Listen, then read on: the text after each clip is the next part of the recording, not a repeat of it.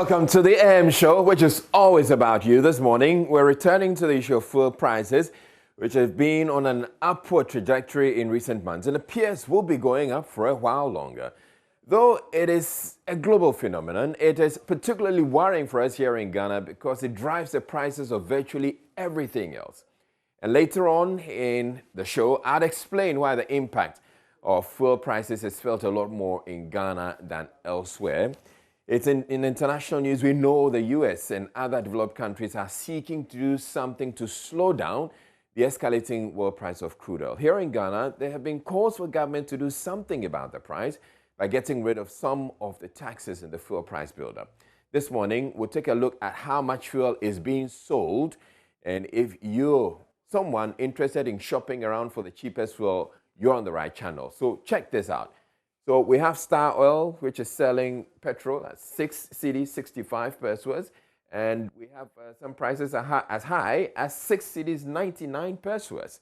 So apart from analyzing the fuel price conundrum and what could be done about it, we are, courtesy Joy Business, telling you where you could go for your fuel at a slightly cheaper price. It's Wednesday, and courtesy EcoBank, the Pan-African Bank, would have another package for you on AM Business. Today we focus on pensions and how Ghanaians in the informal sector are having to bear the brunt for not preparing for retirement when they cannot earn anymore. And then finally, it's been settled. 3 schools have advanced to the finals of the 2021 National Science and Maths Quiz. 3 regions, 3 top schools, Presec Legon, who are the defending champions, are coming up against former winners Prempeh College and unassuming but highly performing Keta SHTS. Manuel Coranting and Nanaya Jima have been covering the processes leading to the stage and will join us for a conversation later on the show. We'll also speak with one of our sponsors on the show today. It's a packed show with lots of interesting stuff for you. Stay tuned in. I'm Israelite, and I'll be doing this with Enimwa Enimado, the adorable. Stay tuned in. Good morning and welcome to the AM News. My name is Enimwa Enimado. Our very first story, Chairman of Parliament's Finance Committee, Kweku Kwarteng, is urging the House to cut down on expenditure. Mr. Kwarteng says the procurement of glossy calendars and diaries for members of Parliament, coupled with sole sourcing of contracts, imposes a huge budgetary obligation on the country's expenditure. He also wants Parliament to cut down on the number of MPs. Making a case for the approval of the 2022 budget, Kweku Kwarteng cautioned NDC MPs against moves to oppose the economic policy. See again, a commitment by government to cut back on the exemptions we give in this economy. And as I speak, Mr. Speaker, we are aware that the exemptions bill 2021 has been laid in this House. Mr. Speaker, these are the interventions government is asking us for approval for. But, Mr. Speaker, I proceed by saying, as Parliament, not only should we be approving and supporting government in these initiatives, Mr. Speaker, we as Parliament must also lead by example. Are there ways, Mr. Speaker, are there ways the leadership of Parliament can cut costs as Ghana seeks to bridge the gap between our revenues and expenditures? Mr. Speaker, are there ways that this House we can lead by the example? The Speaker reminds us all the time that we are the representatives of the people. Mr. Speaker, Parliament should not just oversight the executive. We must lead by example. Mr. Speaker, sole sourcing in parliamentary procurements. Are we going to deal with sole sourcing procurement by this House? Is this something as a House we would like to not just oversight the executive? Is this something that we should do? Mr. Speaker,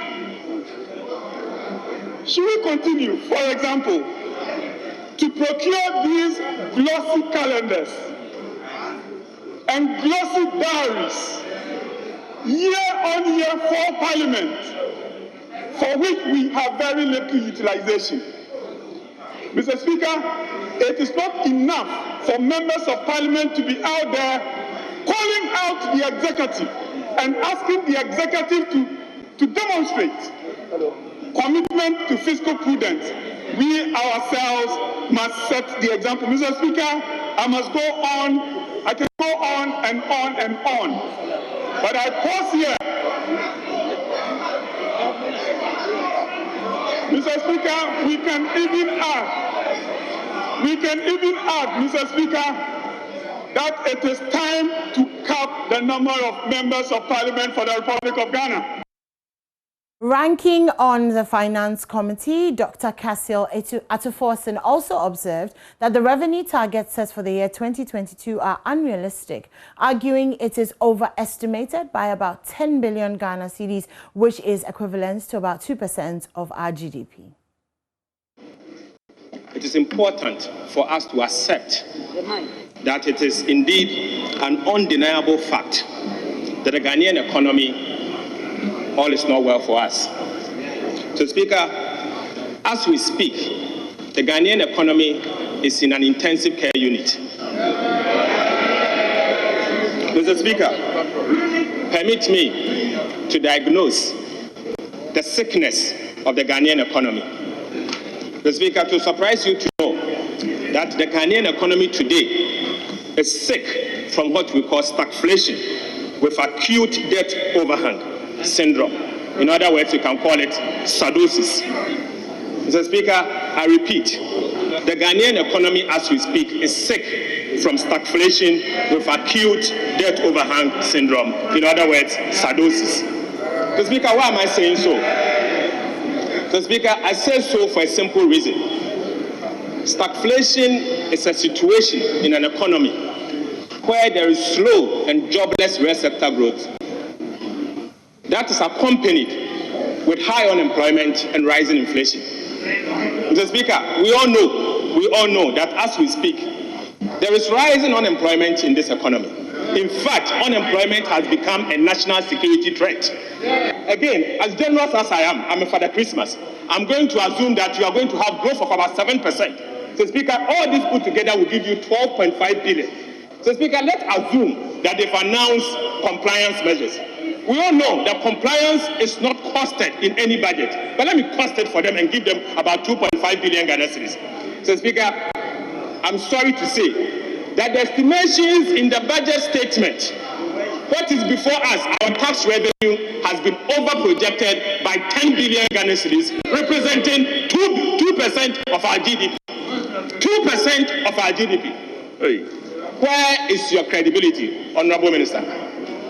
Honorable members, where is the credibility of this government? Where is the credibility of this government? This budget is the most inconsistent, wrongly estimated budget I've ever seen since I became Ghanaian. In fact, since Kwame Nkrumah went to Guinea. Mr. Speaker, I am sad. I'm sad for a simple reason that this government is actually increasing the sickness of this country. Currently, we are sick from sardosis. Today, as a result of your wrong projections, if care is not taken, Ghana is going to be sick with sardosis too. And that will mean that we are going to move from intensive care unit to high intensive care unit in the emergency room. The situation is appalling and it should not be accepted. Up north, less than 20 of the pupils of Bihe Primary School in the Wa municipality have access to furniture. The rest lie on the eroded, dirty and shoddy concrete floor to study, leaving their books and uniforms dirtied and torn. Flip that with the situation at Singh Kindergarten, where the pupils hold classes under neem and ebony trees using their chairs as tables. Upper West correspondent Rafiq Salam has the rest of this story. Watching from afar, you may think that all is well at the BA Primary School until you get closer. The first point of disappointment That greets you is the bevy of broken tables and chairs kept at a veranda in between classrooms. That clearly paints a mental picture of the furniture challenge at the school. Moving to primary one, out of a total of 62 pupils, only 8 of them sat on 3 old and weakened dwell decks. The rest sat on the bare, eroded, dirty cement floor in a certain style akin to monkeys and kangaroos. Their school bags and books are recklessly placed by their sides or in front of them. The constant and continuous sitting and rubbing of their uniforms and mufti on the rough concrete floor have resulted in some of them being dirty and in some cases torn, exposing their vital parts. Isa Salam is the head teacher of BA Primary School. This is a class of 65 pupils, but as you can see, we have only about 10 furniture in the classroom. And if we go to all the classes we have in this school, we are facing the same challenge in this school. For instance, the primary one, we have about 62 children in that class. And if we go in there, we have only 3 furniture. So enter primary 2, and it is worse. All the conditions that exist in primary 1 are here. A couple of benches have crooked stands that the people scramble to sit. The cliché in this classroom is first come, first serve, and sometimes it is the survival for the fittest. The bigger ones sometimes outpoise the smaller ones and bully them to sit on the old weak bench. COVID-19 safety health protocols are breached and thrown to the dogs due to inadequate furniture. Those who are lying on the floor, it has a serious impact in terms of their learning, because when they write on the board and they are asked to write, it becomes a problem. Apart from that, their uniforms can easily get dirty, and once the uniforms get dirty, diseases, germs are likely to be transferred to their bodies. Unlike the situation at BA Primary School, where they are grappling with the issue of inadequate furniture, the situation at St. Primary School is quite different. Here, they don't have classrooms, and what they do, they are attending classes under a neem and ebony tree. At least, they compose of chairs that are uniformed, but conspicuously missing are hexagonal wooden tables. As a result of that, they squat on the bare sand and use the chairs as their tables. The position of the sun also determines which size of the trees that the class will be held. For fear of being drenched, rainy days are whole days for the pupils. Head teacher of St. Primary School, Sano Alex, explains further. You realize that anytime it is threatening to rain, they cannot sit under these trees to learn. So some of them, even when it is threatening to rain, they will just say, because we don't have classroom, we won't come to school. It's better we stay in the house rather than coming to school and then we have no places. So it's affecting a lot. At the moment, we are in the dry season, and you see that a lot of leaves are falling. And these children, when they are falling, their concentration is there. So we will wish that if there is a better way of giving us infrastructure, so that to allow these children to have a good place, a decent place to sit, it will help a lot. One Municipal Director of Education, Sophia Dimanjo, who also doubles as the Dean of Directors of Education in the region, noted the challenges that the pupils are going through. Siharaba was quick to add that they are working with the One Municipal Assembly to fix the challenges. We work.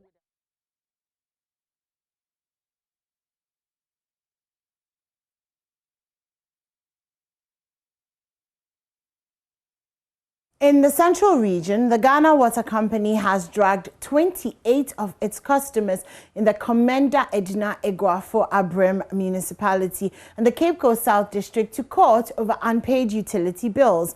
According to the company, the individuals owe the company more than 300,000 Ghana cedis, and despite persistent notices by the company, they have not made any attempts to pay the bills. Communications Director of the company for the Western and Central regions, Nana Yao Bani told the media after the court proceedings they would resort to the law courts to get their customers who owe them to pay their bills. Richard Kojo-Nyako has more in the following report. A number of customers within the central region who are owing Ghana Water Company various sums of monies, and they have been disconnected, some for 3 years, some 2 years, 1 year, and we've made every effort to retrieve those arrears, to collect those amounts of monies that they owe us, but they have failed or refused to pay those monies. So the last resort that we have is to come to court. Communications Director of the Ghana Water Company for the Western and Central regions, Nana Yao Bani, explaining why the company decided to resort to the courts. According to the Ghana Water Company, the customers who have defaulted have ignored several reminders and notices to them to pay their bills.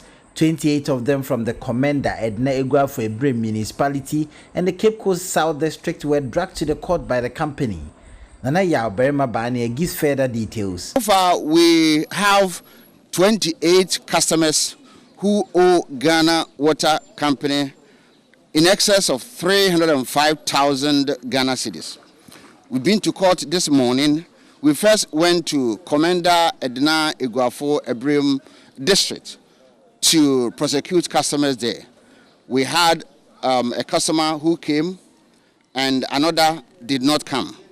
So it has been adjourned to the 5th of December. We have been here, that is the Cape Coast District Court, in respect of a certain number of customers. You know, somebody was owing as much as 50,000 Ghana cedis, some 10,000 Ghana cedis, and they don't want to pay.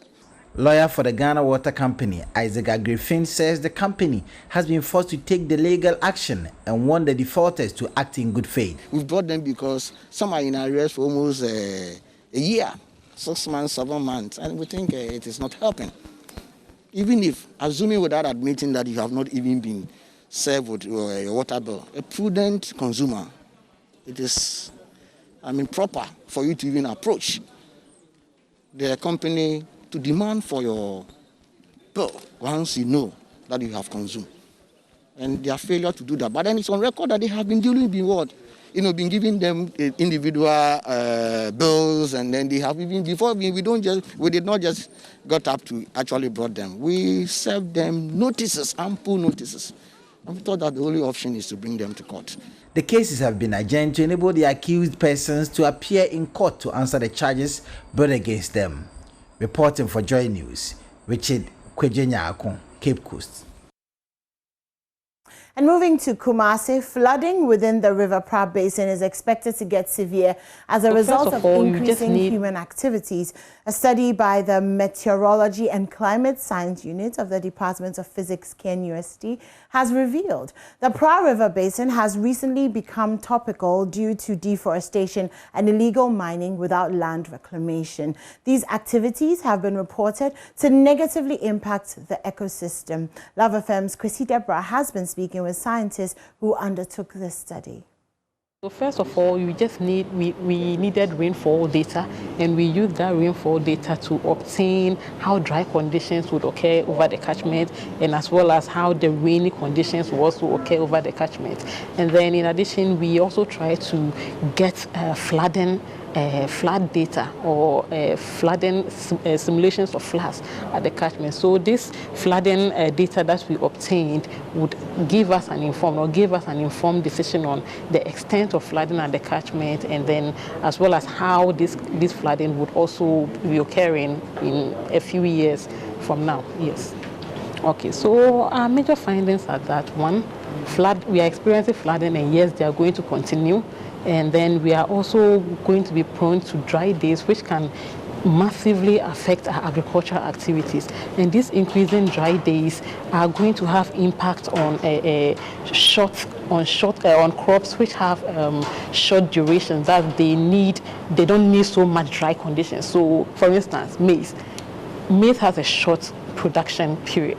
So if you are going to be having increasing dry days over the catchment, then in essence, we are going to be losing our production on crops such as maize. So when we, in the face of this dryness and extreme wet conditions, that's one. In a short period of time, there's likely to be an extreme or heavy rainfall. Then we should have an advanced or have a notion of harvesting these extreme rainfall that occurs, so we can use it in case of these drought conditions or dryness that will occur.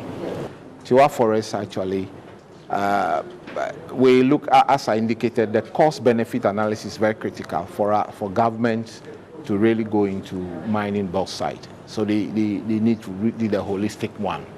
The other thing also is that they have to look out for a mining technology, a technology of doing the mining without destroying the forest. These are options that they can also look at. And after the analysis you realize dearly we need to do the mining, then you have to look at that. Those are some of the other things they should look at. Now we also have to realize some of these distractions, as we saw, it's not only government, it's usually we the people living within those community.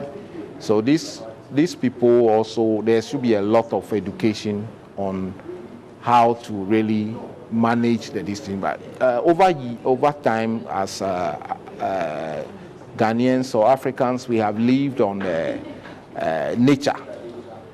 We have all our benefits is from nature, but how much do we replenish nature? That should also be so recycling, making sure that we make efforts to plant trees.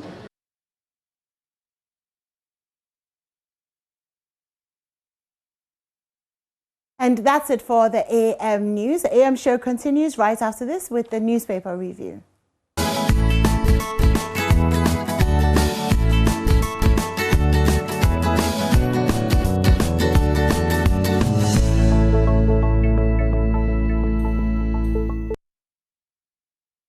Hello, my name is Evans Mensah, and you can relive all the fun and excitement on Top Story, Newsnight, and of course, Ghana Connect via podcast. All you need to do is to log on to myjoyonline/podcast. Search for your favorite show and relive the moment. Joy 99.7 FM, your radio for discerning listeners. About the loss yesterday, I'm gonna say it before you get the chance to say it yesterday. Oh, no, I actually didn't have that in mind at all. Is that why you're wearing? No, I was just wearing blue because I couldn't find anything colorful to wear today. I shouldn't mourn. I mean, the girls did a good job. Yeah, but I'm still very, very sad. Thank you. And actually very proud of Keta, SHTS. Yeah. They did very, very well, especially, I think Francisca, she's called.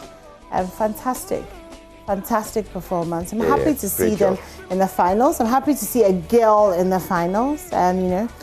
So great stuff. But yesterday was quite the shocker, wasn't it? Especially, Prempeh Opokuwari and KNUST. It was SHS. a tough one. Yeah. And Prempeh College emerged with the most points for the semi-final. For the semi-finals, yeah. And Opokuwari actually also had the most points. I mean, so the two schools had the highest scores. So in just one semi-final, we have two schools with the highest scores for all. For the whole, it was really good stuff. So should be interesting. The finals, very, very interesting. Okay. But I think my money's on Keta. I'd love to see an underdog, take the trophy. I think I'd want to agree with you on that. Yeah, instead of the we serve. What's the precise thing? We are 7-11 God. Yeah, that's a good one. But. Anyway, but I would also want to say belated happy birthday to a friend of ours here, Gosh Quarte. You know the guy who does yes. mobile money down the road. Yeah. It's his birthday. It was his birthday yesterday. Oh. And I got it late. So yes, happy birthday to you. Well, happy birthday to Gosh. He serves us very well. Okay, so apparently we have a song for Enima. Can we hear that? Yeah, play that. Maria. As I'm saying, now we come out from the west. And I do too, Samanda, now we come out from the west. Kenzo be puli benzo, now we come out from the west. You like it? It's all good. Do you like it? No, I don't. You don't like the song? I don't like the song. But it's all Which good. Which one do you like? You know, I don't know. I like a lot of songs. It's all good. I don't like this one. No, I don't. It's all good. Maria. Yeah, okay. Are you getting on the bandwagon now? No. Because we can switch this very easily. Actually, you know what? All of you in the studio that are trying to bring problems, none of your schools was in the semi-final. Doesn't really matter. Yari. Can we just do the newspapers? Yari. Let's do what we're paid to do. I'm going to start this morning with the daily graphic. Okay, so embrace tax measures. Finance Minister appeals to Ghanaians. And the Minister of Finance, Mr. Kenoforiata, has called on Ghanaians to accept the tax measures in the 2022 budget as a rallying call to contribute their quota to nation building. He said while Ghana's developmental needs were enormous, its resources were meager, making it difficult for the government to provide adequate and sustainable development. Prempe Presec Kitasco for NSMQ finals. Asabi leaves SIGA to focus on NPP chairmanship. That's on the front page of the daily graphic. Okay, so Ghanian to establish Africa's largest photography library. So if you're a fan, then this is definitely a story for you. Paul Ninson is a journalist. No, sorry, he's a photographer in Long Island City in Queens, New York. And he has over 30,000 African photo books, and he's planning to open a library. So that should be interesting. There's a piece on communication, development, and your child. Also, 46 tourists killed in Bulgaria car crash. Wow, may their souls rest in peace. Okay. Telling us who you are. This is by Elizabeth Ohene, opinion piece. I have no idea if there's any such thing as CV.com website, but there must be. For where else would all these look-alike, sound-alike CVs be coming from? And I think from that, she's talking about being original and not copying other people. Question here is, who are you? The famous question that was asked to Wendy Shea. Elizabeth Ohene is asking as well. Prempe Presec Kitasco for NSMQ finals. And yesterday, Otunfo was trending at #1 on Twitter. He is a Presec. I don't know if you caught the contest. He came in and answered, like he stretched the contest, and then he fainted. Oh, I missed that part. Yeah, round one. No. Then he fainted and they took him to the hospital. So he was trending #1 for most of the day. He's called Otunfo. Yeah. He must have drained himself. Yeah, definitely. And I hope he's feeling better. But I mean, the drama of it, come on, kill it How with did answers. I miss that? How did you miss that indeed? No. So I think that the finals is on Friday, right? It is on Friday. The finals on Friday, and of course you can catch all the updates and that's final here on Joy News TV. Restrict tax exemptions to charity and critical investments. The IEA is urging the government.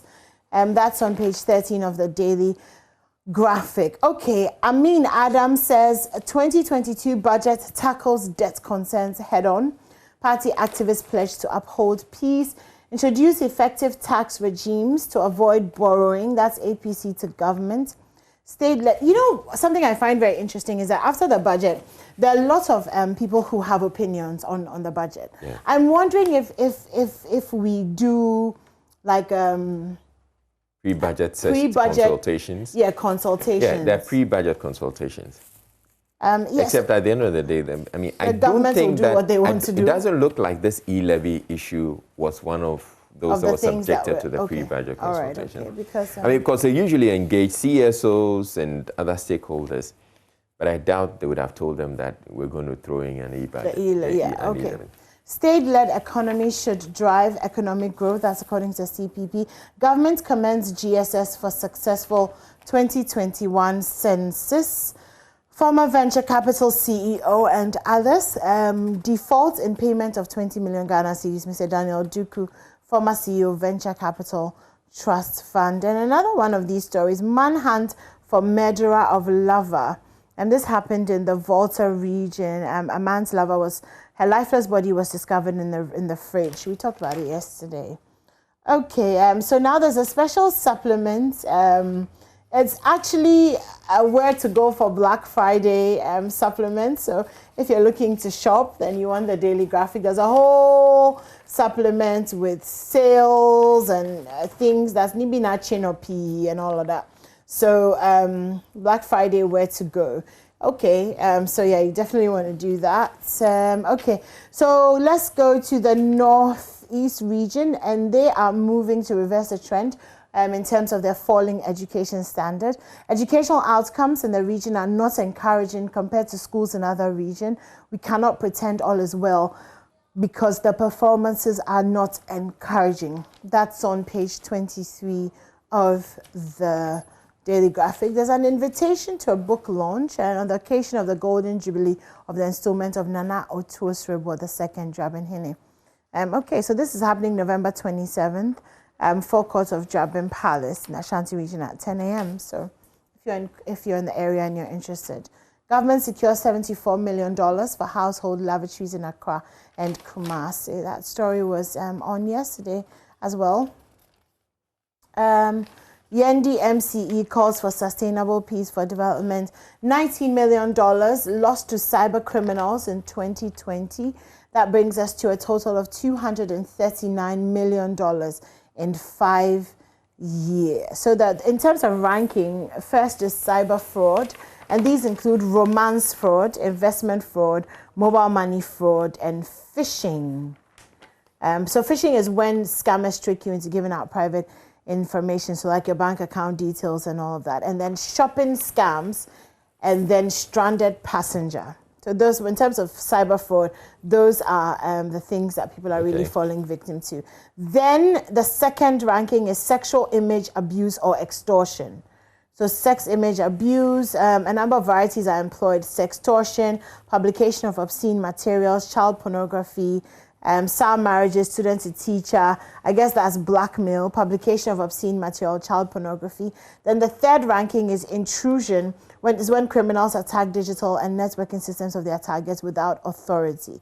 So these are the three major things that have caused us to lose $239 million in 5 years. All right, so I'm just looking at the one who put together the opinion piece. Yeah, DSP Fiatingi. Yes, and she's out there in the voter raging. Good morning to you.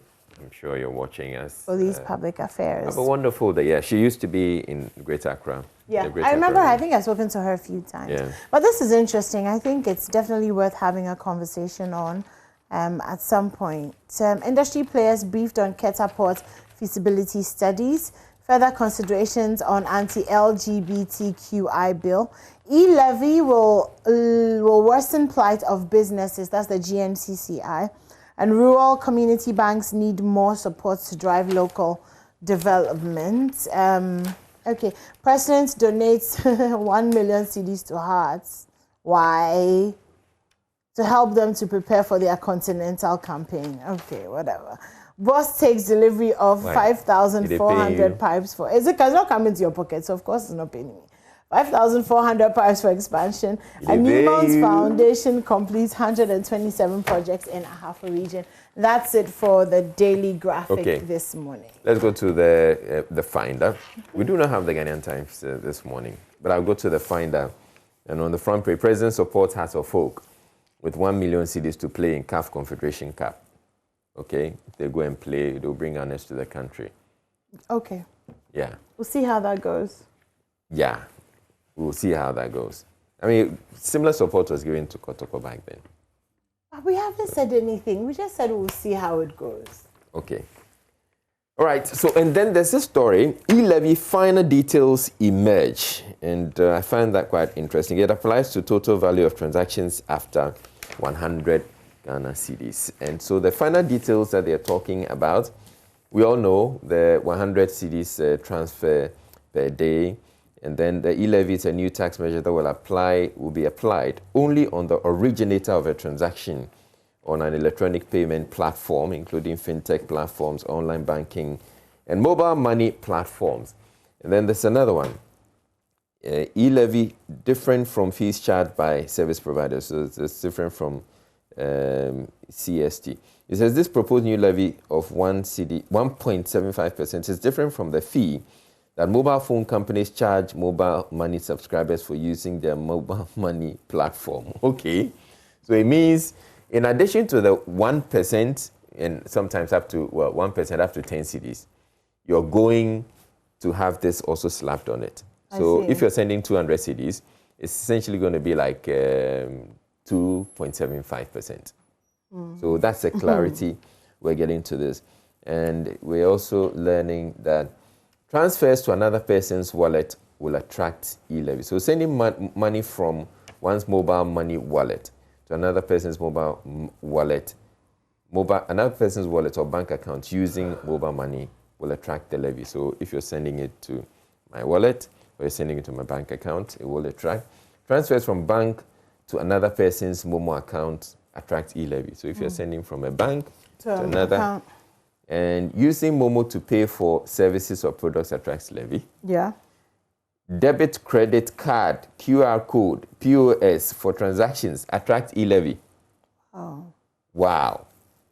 So transactions at merchant locations that are done using a debit, credit card, QR code, alternative payment channel will be charged the e-levy. E-commerce, online payments attract e-levy. Inward remittances attract e-levy.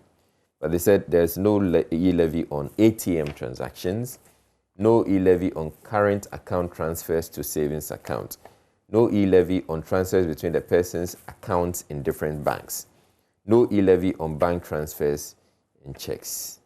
Okay. But it's quite worrying, the details that are coming out, that if you're going to use your POS, you're going to use your card, your debit or credit card. To pay for something. To pay for something, you're going to be charged e-levy. Wow. Okay. I guess they're really just trying to get us back into the cash system.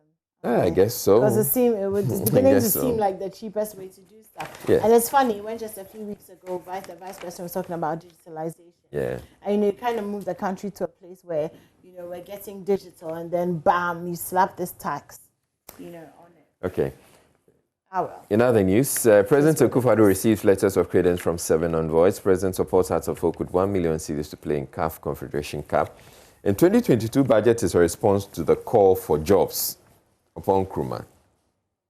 Okay. Yeah, I can hear your question. That's I information. can hear the question that you're asking. I'm asking it to how is it a response to the call for job? Let me read the thing. Let me read it because I don't understand. Information Minister says it's the budget's response to concerns of youth unemployment in the country. Okay.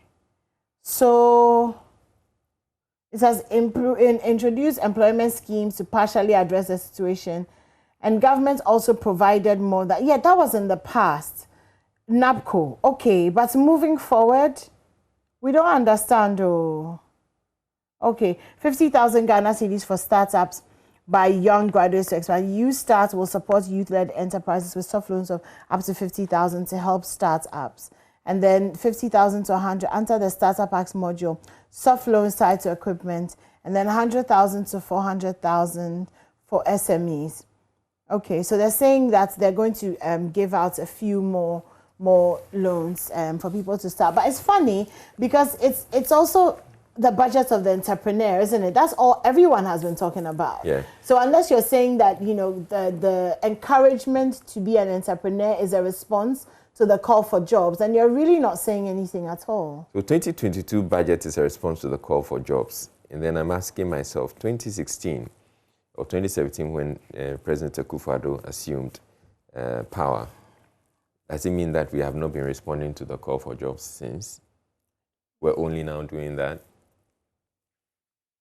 Okay. Innovative e-levy may impact formalization of economy negatively. That's the IEA saying that. Okay, and then we go to the census spread. EcoBank donates 100 laptops to KNUST to support less privileged students. ADB donates 100,000 cedis to Galka for women's football. GCB presents 200,000 cedis to Galka for women's football. Okay, so it's good. Women's football is getting some money. Eventually. Abu Jinapo calls for indigenization of the mining sector. GIC Bank's fishy deal. Roman New Mount Science revised CSRA with host communities. Okay, that'll be it for the finder. Let me quickly do the Daily Dispatch. Why? That's the headlines. Okay, go ahead. The government responsible for 88% of NCA licensed fiber optic investment in Ghana. That's Baumia saying that. So the headline says Baumia exposes NDC. KGL Group will continue to contribute more than 100 million cedis per annum to government and address buffer stock challenges to curb erratic food supply. That's Chas saying that. Conference of Heads of Assisted Secondary Schools. Okay, so on the front page of the Daily Guide, MPs clash over 2022 budget. Africa's first sciatica research center opens in Accra. I'm number 2, Bagbin declares. Oh. Yeah, so this was after the I have the power to...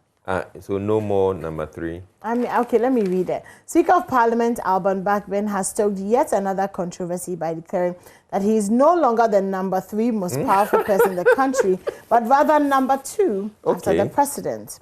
The speaker last weekend created the impression that he has the power to sack President Akufo-Addo from office after he said he can remove the president, but the president cannot remove him. He has now moved a step further by saying that a Supreme Court judge has told him he's the second most powerful, even ahead of the vice president. He made the statement at the post-budget workshop held at Ho in the Volta region over the weekend for members of parliament following the reading of the budget statement and economic policy of the government for 2022 financial. Okay. He says when you start from His Excellency the President, you have to go to the Vice before you come to the Speaker and then the Chief Justice. But there are 3 arms of government, he said, attracting spontaneity. Okay, I see what he means. My colleagues in the Supreme Court actually told me that you're not number 3, you're number 2. Oh, and, okay. So he didn't know, he was reminded. If there are 3 arms, then you can't have 2 from one arm. Okay. So one arm, one arm, one arm. So if you arrange it, President is number 1, he's number 2, and then the Chief Justice will be number 3. So not sure where. Becky's massage. Yes, yes, yes. Aha, aha. I'm trying to read this with no drama. Go up small. A, yes. All work and no leave make Hasbi a door. Wow. Okay, international stories. WHO, EU could pass 2 million COVID-19 deaths by March 2022. Mexican nurseries lottery win turns into nightmare. So parents in southern Mexico say they are being threatened by a gang after their children's nursery won 20 million pesos. That's $950,000 in a lottery. Okay, Bulgarian bus crash leaves dozens dead. A lot more stories, page 6 and page 7. But let's do some entertainment news.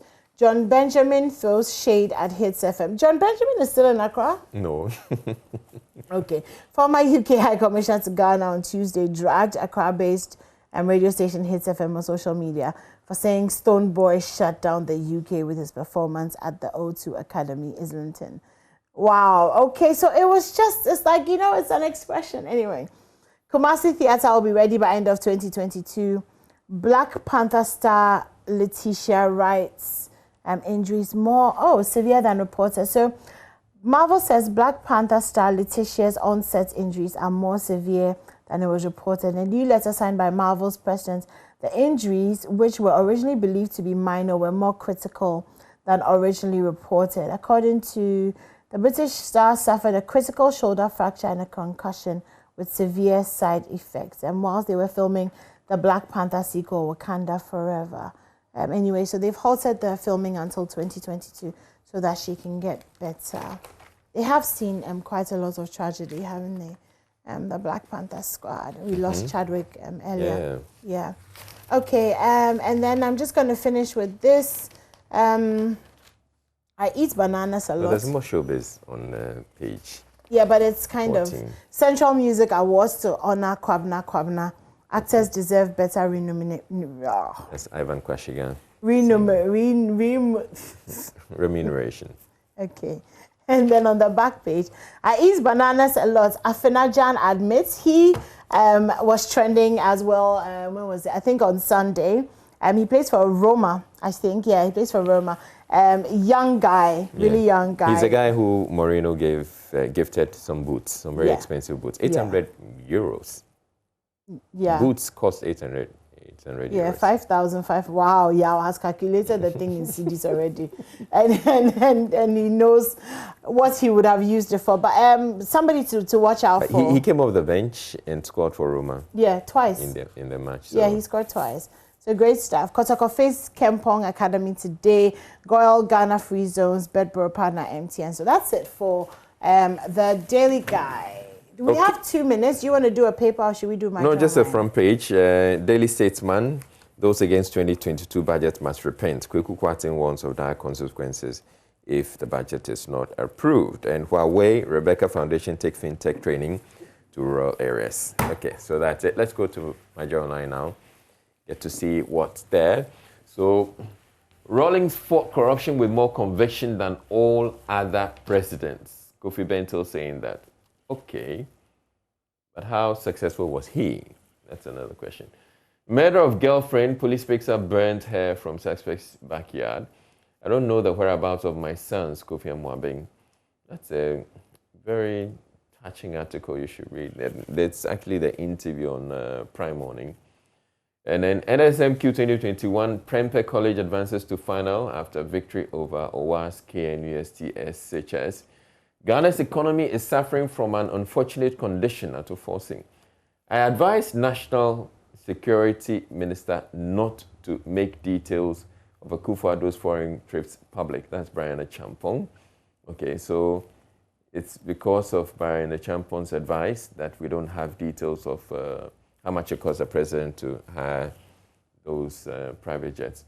Now, toll booths are not market centers. Majority leader to angry hawkers. Hey. Really? That's very insensitive. Very, very insensitive. Pay your taxes by December 3 or face prosecution. GRA cautions OMCs. Hey, the OMCs who are selling the fuel. This is your age, yes. Very, very, very, wow. And then failing to pay regulated huge sums of money results in collapse of companies. That's vacancy in Doom there. And that's it for My Joy Online. All right, well, the show continues. We're going to take a break for some sports news. But when we come back, we'll be having that all-important conversation on fuel and the prices that have gone up. Now, Coach Yankson asked me a very funny question this morning. He said, you know, we're saying that fuel is almost 7, so 6.98, 6.99. So if you buy 1 liter, it's price per liter, right? Yeah. If you buy 1 liter, would they give you the change? So you might as well just say, it's 7, you know what I mean. Anyway, but I'm not sure how you're going to be driving up and down during Christmas if these prices remain as they are. We'll have that conversation when we come back. And of course, some very interesting features about the NSMQ and what's gone on behind the scenes and all of that. You definitely want to stay tuned in. This is the AM show. We'll be right back after this.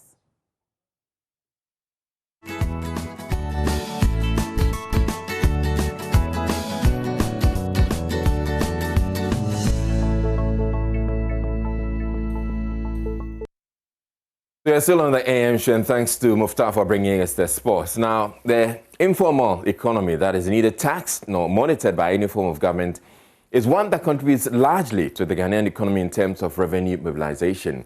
But workers of the sector have little or no education with respect to pension plans. James Ashan looks into this development in today's edition of AM Business. 80% of the workforce in the country is employed by the informal sector, but there's a sector that has been characterized by job insecurity, low wages. But most of these workers in the informal sector seem to have little or no idea about pensions plans.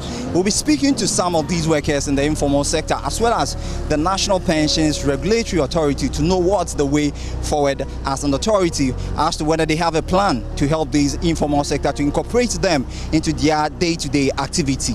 We are looking into pensions now in the informal sector.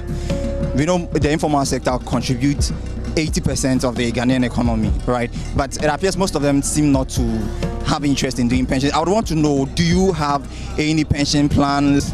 I have a pension plan, but for now, I am not into. But right now I have something that I'm doing small. I'm also thinking about my pension plan.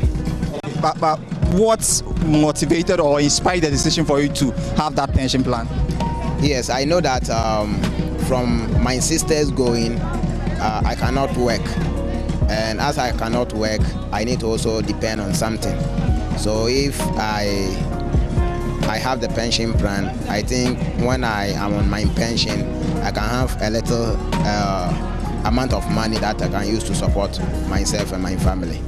Do you have any pension plan? I have it because I've traveled around the world. I've got more insights on how important these things are. So it's very important to me. So if we begin to hammer on pension plans, people will begin to understand the need for pension plans. It's part of the world called Ghana, or Africa to be precise. By reason of our interconnection with family members, my uncle, my aunt, and then at times we try to rely on kids and external family members because of their pension is not up generally. Unfortunately, when you come to informal sector, let's say as a pastor, if you permit me, I began Peace Chapel. So maybe that's what you were asking about your church. Yeah, but when you start a church, it's not your church, it's Jesus' church, right? And here you are a pastor, you have started a church, and maybe members begin to bless you, and you think it's going to be there forever, so you don't plan about tomorrow. The same way most people have. I used to be a young boy. Now I'm almost 60 years. I'm growing, and common sense and nature tells me that the kind of strength I used to have in my 20s, I don't have them now. And yeah, you know, as a Christian, we believe in God. I mean, our tomorrow is in the hands of God. Having said that, looking at the Bible, Jesus spoke about planning. As a matter of fact, the God who created us is the God of planning. Why? He first and foremost made the Garden of Eden before Adam and Eve were created. And here we are, superstition and other stuff. Oh, but something that you can do, God won't do for you. If you don't use your brain to think about your tomorrow, they're not going to blame God. So those who are preachers, yes, I believe in God. Tomorrow is in the hands of God. But please, don't leave everything in the hands of God. Not at all. Why are you using your brain for? He created us in his own image to be planners. So let us think and plan about tomorrow. If not, you are going to be regret if you live to see tomorrow. Why Jane Kakra pension? What you saying? Young Casamuno, Ahano, Moabi, and my young cousin, we are drivers, no, I knew we are home. Say, we I don't contribute anything to any company as pension contribution, but as drivers, when there is an unforeseen circumstance, we contribute some monies together to help the individual. Jumana we went to me and Fadrin and CSKB. That should be a how that. Many are of the view that pensions are meant for the formal sector, but the National Pensions Regulatory Authority says it has rolled out plans to sensitize Ghanaians on pensions. Indeed, I wouldn't even say it is the most important, but it is one of the most important areas of our functions. That is to bring pension to the informal sector of the society. You're right, our society is largely informal, and so to have a pension system which does not cover the informal sector will not be adequate at all. And so the act under which we act, which is Act 76, the National Pensions Act, gives room for informal sector workers to participate in pensions, even to the extent of about 35% of their income into pensions tax-free. And that is one area that as regulators we are concentrating, because with the formal sector it's mandatory anyway, so that will be done as a matter of course. But the informal sector is voluntary, and therefore it requires a lot of education and sensitization. And there's a misconception out there, because up until 2010, pension was only for the formal sector. So that misconception has really sunk deep into the consciousness of the people. And therefore, you will need to educate and sensitize them that this time around, pension is for all, whether you are in the formal or the informal sector. So it is one very strong area that we are concentrating on. And indeed, most of the schemes that we have encouraged and registered are in the informal sector. So we are very, very deeply involved in the informal sector. Yes, it is a challenging area because in terms of penetration, people work on individualized basis, and therefore you have to approach them individually. It is also very difficult for people in the informal sector to leave their shops, their markets, to come to a sensitization center or to come to MPRA for that matter. So you have to take the education to where they are. So we have a system in place which we call the market activation, that our team will go to the marketplace, to the shops, to the very, very areas of their operation and educate and sensitize them. So market activation is one very strong area. We also have what we call a pension clinic, that we will take a van and go to the areas where they operate mostly. And then we will ask them, or they will come and ask us questions, or we will educate them and give them the kind of understanding that they want. Sometimes we also use dramatization. We work with a number of companies, Ghana Dance Ensemble, for example, to dramatize for them to know that pension is also for them. Just recently, we organized a National Pensions Awareness Week, which was launched in Koforidua. We went to Sunyani to sensitize cocoa farmers, because now we have a pension scheme for cocoa farmers. Kumasi, we went to Cultural Center, and then we brought a number of workers there, informal sector workers with us. We went to Winneba, we went to Tema. So we've been across the country, and the emphasis is on informal sector. So our education sensitization program targets these people where they work, in places where we can get their attention. I would like to appeal to our informal sector workers. The misconception that pension is only for the formal sector is a thing of the past. Since 2010, we have personal pension plans and group personal pension plans that are available for any Ghanaian who works in any setting, formal or informal, but mostly in the informal sector, because it is voluntary, that people need to sign up, because it is not every time that you have the strength to wake up in the morning through the hustle and bustle of practicing your trade. A time will come where you will be, you'll retire. A time will come where you cannot go about to your normal duties. And the situation where you have to rely on your children is now becoming a thing of the past. So you need to save for a rainy day, so that when you are no longer able to apply your trade, then you can fall back on them and then have a retirement income security. So every Ghanaian needs to sign up on a pension. It's clear that most of these informal sector workers seem not to have much knowledge when it comes to pension plans. Some are yet to plan, but the National Pension Regulatory Authority seem to have some plans to incorporate these informal sector workers into their day-to-day activity. For Joy Business, James Ishen. All right, so this morning we're returning to the issue of fuel prices, which have been on an upward trajectory in recent months and appears will be going up for a while longer. The thing is, though, Israel, it's a global phenomenon, and it's very worrying, especially for us here in Ghana, because it's driving the prices of virtually everything else. Yeah, and we know the US and other developed countries are seeking to do something to slow down the escalating world of world price of crude oil. Here in Ghana, there have been calls for government to do something about the price by getting rid of some of the taxes in the fuel price build-up. Remember the GPRT actually brought that up? Yeah, they did. But this morning, what we're doing is we're going to take a look at how much fuel is being sold.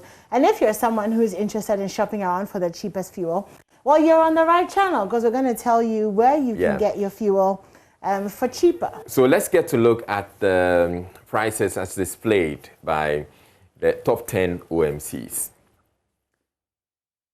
And it's there right there on Okay, you the have screen that on your screen. Right now. So we have Star Oil at the top at 6 cedis 65 pesos for super and 6 cedis 65. So the same price for super and diesel. And then Zin Petroleum at 668, 668.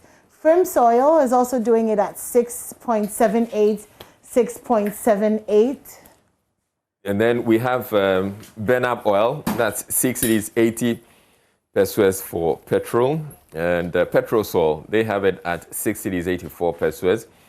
Goil is at 6 cedis 85 pesos. In fact, Goil was at 6 cedis 99 pesos, and then but they dropped yesterday, it. Mr. Tre told us that they had dropped it to 6.85. Yes, and then and at great sacrifice to themselves, like he said yesterday. And then Allied Oil, they said they're selling theirs at 6 cedis 95 pesos. Then we have Puma Energy. This is going for 6 cedis 88 pesos. Shell is 6 cedis 90 pesos, and Total is 6 cedis 99 pesos. So with this kind of information, you know where to go to get your fuel. And we'll be speaking with Nana Amwesi the he's the Executive Director, Institute for Energy Security, and then Kweku Ajimangdua, CEO, Association of Oil Marketing Companies. For him, one of the questions we'll be asking him is, there's some people have said, there's some speculations, or there's been some word going around that if the price is cheap, it means that the quality is not so good. But he's going to clarify that, because we know that the fuel that they're selling at one filling station is not going to be any different from the one that's selling at another filling station, except maybe they're adulterating it. But earlier on, I told you that there are a number of things or a number of reasons why the fuel price, even though it's going up on the world market, it affects us a lot more differently. So yes, the price of crude oil for now, let's say the price of crude oil is 80 cedis, $80 a barrel. For Brent, $80 a barrel. Now, if you have it at $80, and you go and buy, if we go and buy it here in Ghana, if we go and buy it, one would have to change to cedis. So the $80, in fact, let's make it $81. Let me just clear. $81 when I checked it yesterday. $81. If we bring it to Ghana, we change it to cedis, that's going to be 480. Assuming that the dollar is 6 cedis, it's going to be 6 Ghana cedis. That's going to make this 486 cedis.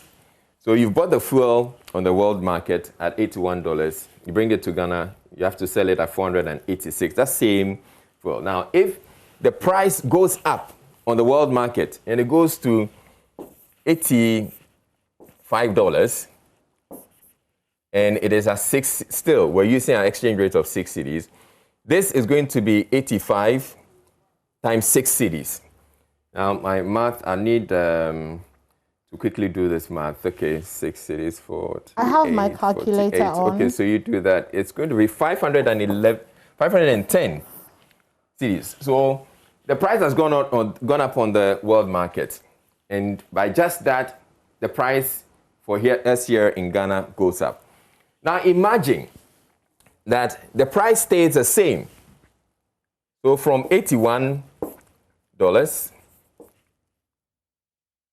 and then you have an exchange rate of 6 cedis, 50 pesos for the dollar.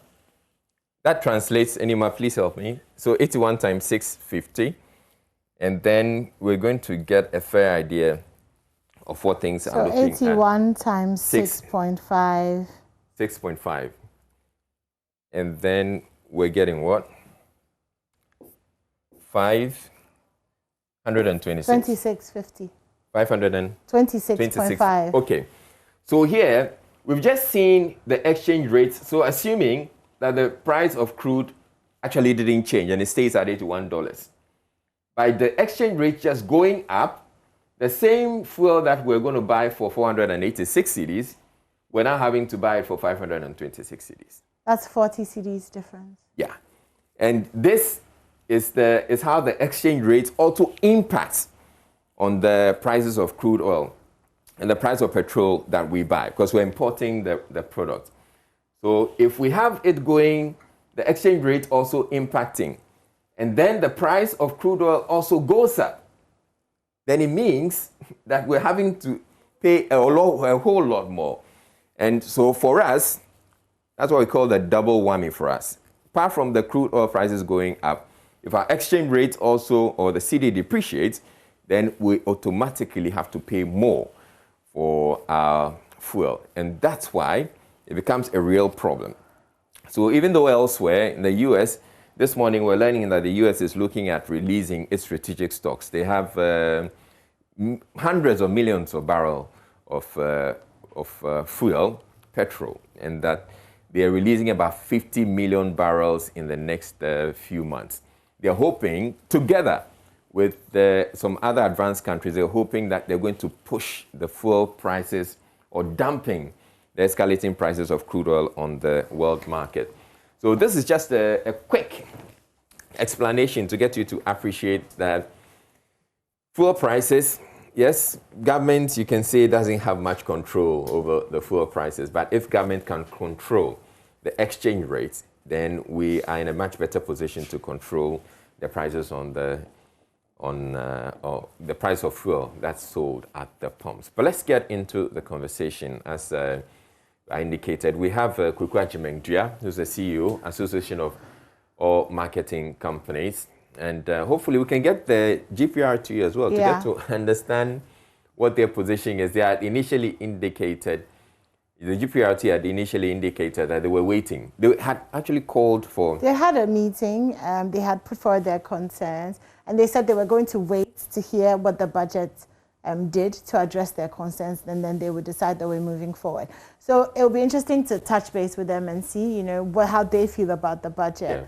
And what decision they're going to make moving forward. Because obviously if the prices of fuel have gone up, then obviously the prices of lorry fares and all of that is also going to automatically go up. So it will be interesting to see what they think, what they're going to do about it. But we also will be speaking to Nana Amoesi, the 7th, Executive Director for the Institute for Energy Security. Yeah.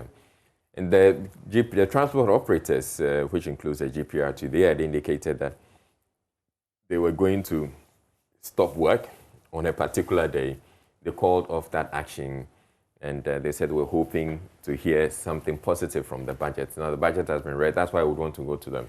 Now Kwekwa Jemengdua, he's the CEO of the Association of All Marketing Companies, and he's joining us on phone. Good morning to you, Mr. Jemengdua. Good morning, Israel. How are you? I'm fine, thank you. How about you too? By His grace, by His grace. All right, so we're seeing that the price of fuel keeps going up. Is there any hope that it's going to be coming down anytime soon? I heard you talking about the strategic talks by the U.S. Yeah. And if they release it, they are one of the biggest consumers of. If they release it, it will have an impact on the market. Well, that is the hope. But then, if the world is consuming 100 million barrels of of oil a day, and the U.S. and the other countries, well, the USS is doing 50 million barrels over the next few months, it looks like a drop in the ocean. Oh yeah, but this is one of the biggest. So once he does that, the other large consumers also start doing that, then it will have an influence on the market. But for us, 30 million people have fuel consumption. It's nothing to write home about. Yeah. All right. So for us, if the fuel prices or the U.S. and its partners, what they're trying to do, if they succeed, then we can expect that the crude oil prices are going to maybe stabilize or come down. Is that their hope? Right. But you should know that the OPEC countries are also strategizing to counteract that. And if you listen to the Secretary General for the OPEC, they rather think that it's a hoax. But I think they want to make sure that they make maximum gains around this winter time. So obviously, it's a kind of a trading issue. All right, but are you hopeful that government will probably do something about the fuel prices by taking off some of the taxes as had been, demanded by the transport operators? Oh, I don't think I'm hopeful about it because the budget was just right. All we had was rather more taxes on the other side. I'm not hopeful at all because what the story is, what we are having now is not enough. So the government goes on the other side and see how best it can get more taxes. Now, just looking at the fuel price, the global market for crude oil, and also juxtaposing it with our situation here in Ghana, where apart from the impact that we're going to get from food prices going up, you're also having to deal with the depreciation of the cedi, which is also a problem, right? Right. The cedi dollar exchange rate is a big issue. I mean, that's why it's difficult comparing one country's fuel price with the other one. Because the exchange rate is a key factor in transposing the fuel price from the dollars to the local currency. It's a big one. Yeah. All right. And another issue I want to run by you, there's talk that if we have the fuel prices among the OMCs, we have some that are selling for 5 cedis, 60 pesos. There are others that are selling for 5 cedis, 99 pesos, or 6 cedis rather, 99 pesos. And there's a concern that if it's cheap, there's a possibility that it's adulterated and it's not good quality. What do you have to say about that? Oh, basically, I mean, this is trading, the commercial issue.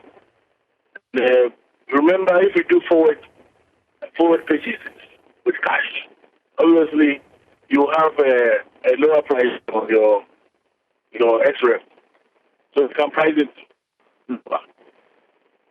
Now, getting the wherewithal to be able to do forward purchases is a big issue because this fuel is capital intensive. So if you're going to buy fuel, some quantity of fuel, let's say 1 million liters in advance, obviously then you have a lot of money. Of course, it comes with the interest that you have to pay on it. So you cannot jump into the conclusion when someone is selling fuel price lower that it's adulterated. No. You need to do your scientific thing.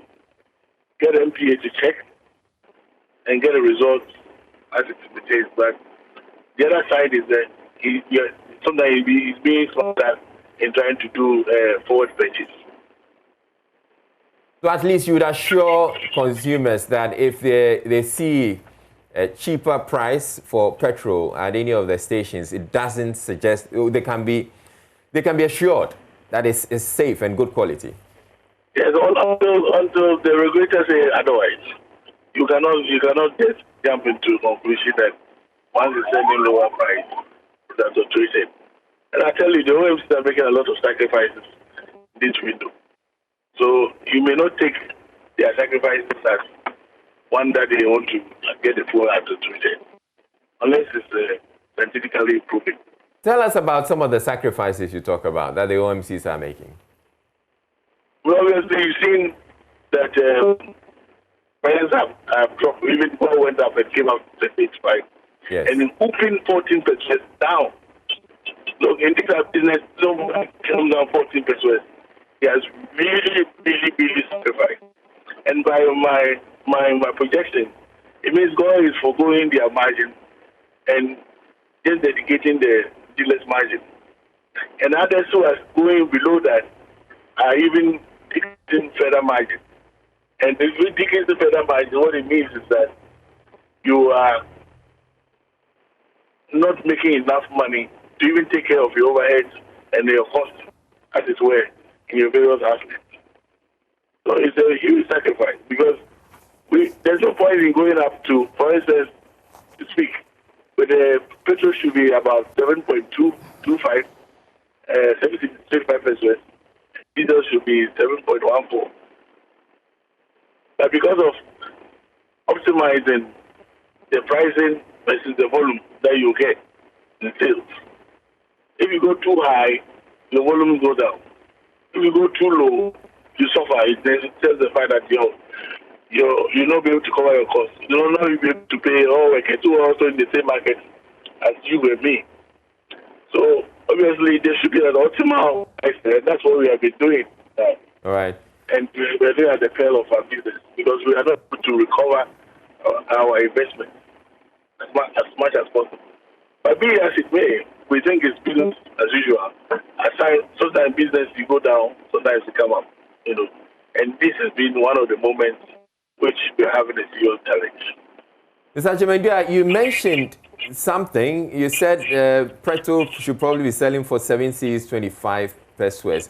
I'll be coming to you for some clarity on that, but I want to go to Nana Amoisi the 7th, his Executive Director, Institute for Energy Security. Good morning to you, Nana Amoisi. Hello, good morning, Nana Amoisi. Good morning, Israel, and thanks for having me this morning. Well, yeah, and thank you too for making time to speak with us. So, good morning, Israel. Yes, I can hear you now.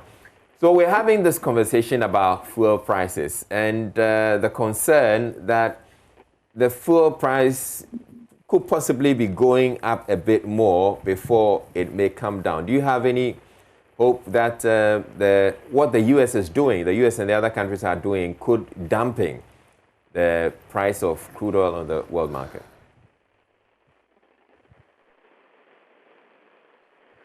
Well, what the U.S. is trying to do is to release some of their strategic fuel stock onto the market, so there will be more supply of the oil as against the demand.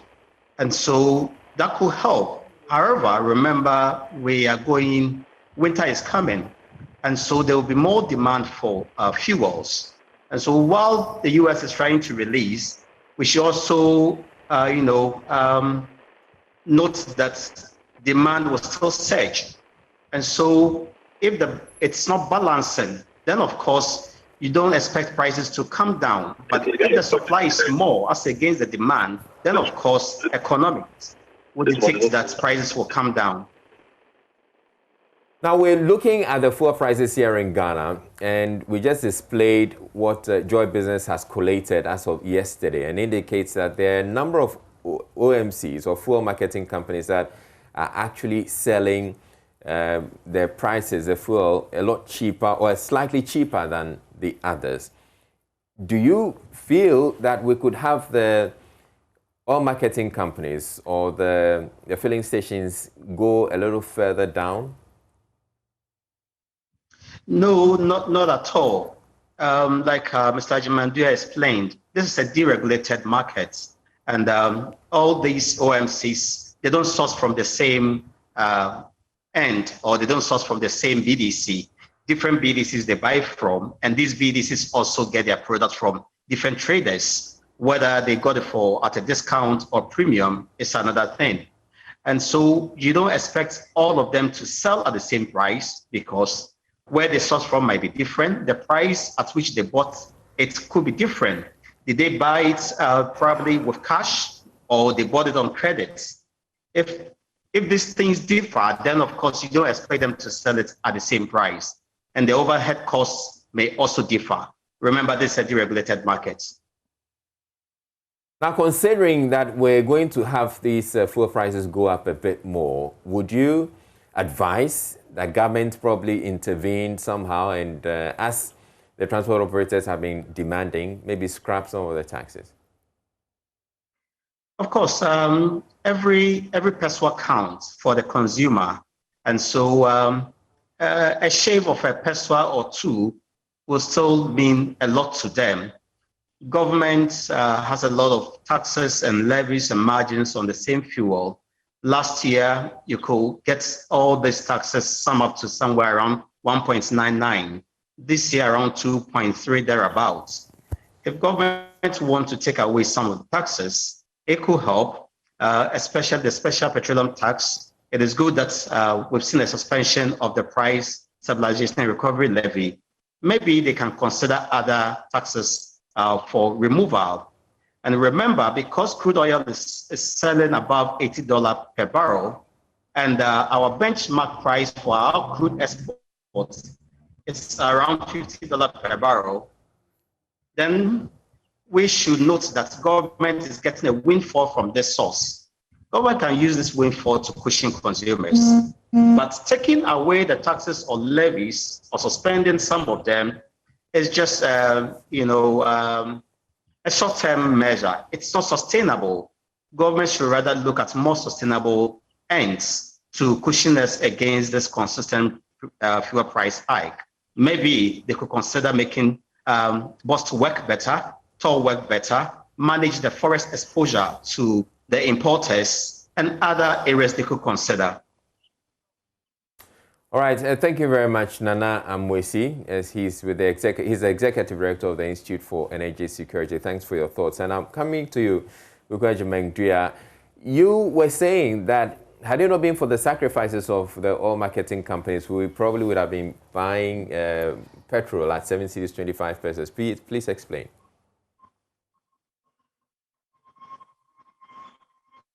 Basically, I mentioned I quoted the prices that if we want to have our 100% margin for marketers, 100% margin for the dealers, we're selling the fuel at 7.21. That's petrol. The city is 21 pesos. Then the diesel will be at 7 cedis 40 pesos. But because we have shaved off a lot of our margins, you see pricing below 7 cedis. That's incredible. Yeah. That's what it is. All right. But thank you very much, Mr. Ajimengua, for sharing those thoughts with us this morning. Right. So now you have a full picture. As you heard, the chief executive of the Association of Oil Marketing Companies.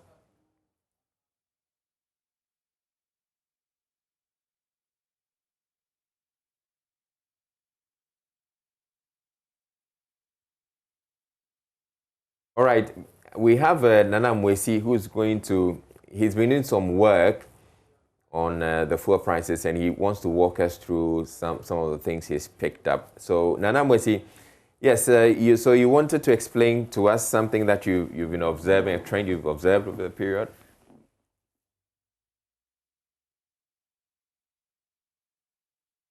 Nana Amwesi.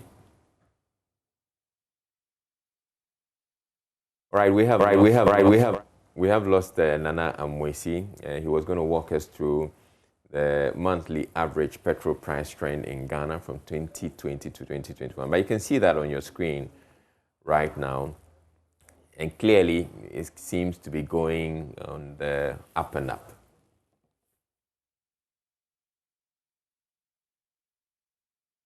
All right, so those of you who are watching, we're going to give you an opportunity. What would you have the government do about it, about the fuel prices? I'm sure you'd say let's just reduce it. I mean, yeah, we don't want to deal with the details. We don't want to know the. No, but I'm sure there are those who will say, well, if we have to bear with the current prices, so that we can get some money, and the government would support some development projects and all that, then yeah, they're cool with it. I don't know about that. I don't know if at this point the average Ghanaian is thinking about development projects as opposed to just, I don't have enough money, to get to work or to survive. And we can't make this point too many times. The fact that with all of these price increases and new taxes and all of that, salaries are still not gone up. True. So it's the same amount of money, I was speaking to a lady yesterday who sells. She sells in the market. And, obviously just really, really, what's the word? In agony or anguished about the prices of things. And, even the price of getting the goods, from Agbodoshi or Accra to Medina markets, the prices of the things, when they come into town, and the fact that every time you have to raise the price of something, in the shop, your customers come and they're complaining. It's funny because I went into the market and the same things that I bought for like 35 cedis last week is 37 cedis this week. And you would say, oh, what's 2 cedis on a product? But what's 2 cedis on 10 products is 20 cedis. Yeah. 2 cedis on 100 products is 200 cedis. And your salary hasn't gone up. So it's tough. It's really, really tough. And I think that I speak for everybody when I appeal to the government that if there's something that they can do, you know, to really just do it, especially concerning fuel prices. I mean, we're accepting the e-levy because we don't have a choice. So we're going to have to pay that. But to pay that much for fuel as well, it's a lot. Can we then say, at least for the GPRT or the transport operators, okay, so we have one caller on the line. Okay, I think you should talk to him. Hello, Bauer. Yes, please. All right, good morning. So how has the fuel price increase affected you, and what would you want government to do about it? In fact, it has affected me a lot. You know, here in Upper West, you know, like the previous updates on the, you know, the price index of goods and services in Upper West is, you know, is very bad. You understand? Generally, they always say Upper West is leading with respect to price increasing. So, and I believe that it's due to the fuel price that has increased. Everywhere in WA, everything has been increased. When you complain, you know, the result is, you know, the fuel price increase. You know, our movement has been limited due to this fuel price increase. Now, when you buy, you know, fuel of 5 cedi, you can't even, you know, move from certain places in WA. So it affects us a lot, you know. This month I was going through, you know, the taxes we are paying, you know, and we have nothing to show about, you know. So it's very bad. All right, thank you very much, Bauer. We have Ebenezer. Hello, Ebenezer. Hello, Ebenezer. Hello, sir. Yeah, all right. So what's your take on the conversation? So when it comes to fuel price increase, I am a teacher and also into farming. And the situation is that with our farm inputs, especially the... Ebenezer, kindly speak up a bit for us, okay? Yes, with the we decide that we use for spraying the weeds. Now, there is an increase in it, and if you ask, they tell you that it is because of the fuel price increase. They have to convey them from Kumasi to the place, and it is expensive. And here is the situation also that when we are bringing the farm produce to market too, it is very expensive with the transportation. When you complain, they say it is fuel price. And with all this also, we are suffering because you will not get the profit that can match the input that is given in terms of monetary means. So we are begging the government. He told us, he promised us, he made us a promise that when they come, they are going to decrease the fuel prices. So they should just go by this. That is all we are asking for. All right, thank you very much, Ebenezer. We have Greg calling from Tadi. Hello, Greg. Hello, Izzy. Yes. How are you doing? I'm well. How about you? Very well, very well. And then you are doing a great job. I mean, when you mounted the script, you are doing very well. Thank you.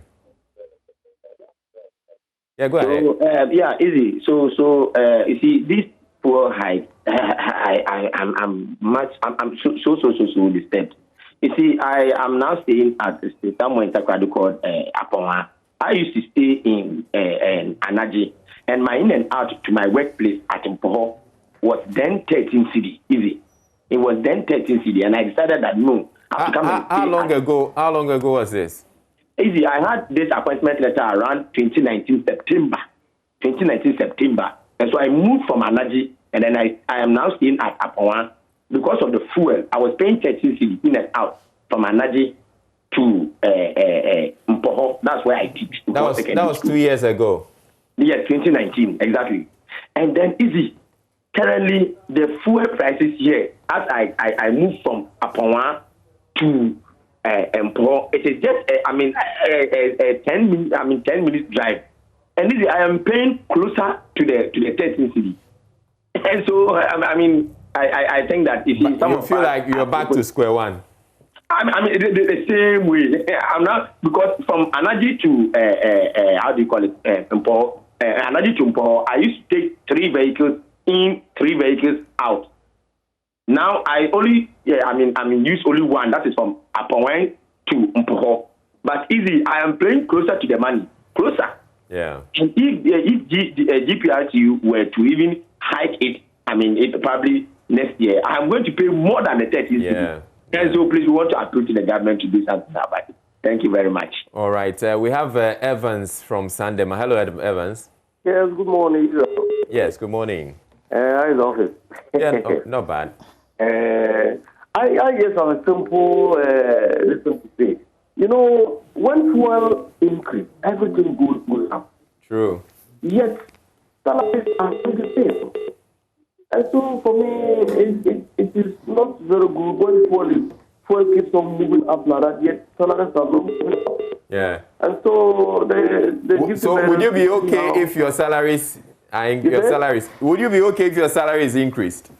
Yeah, if our salary is increased and the fuel is going down, there's no problem. Okay. But where fuel is always being increased, yet salaries are the same, we are suffering.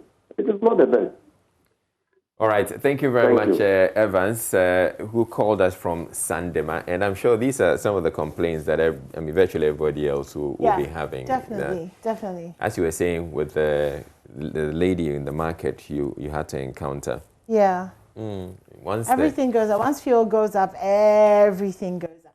And also because we don't grow our food here in Accra. Most of our food is not grown in Accra. Yeah. So most of our food is coming from quite a distance. And obviously, if it's costing you more to bring the food, obviously that's going to go on the price. True. So anyway, I'll have more for you on that. My sister has gone to the market this morning. Okay. I've asked her to get some prices and stuff for me, so we compare it to the house shopping that we did a couple of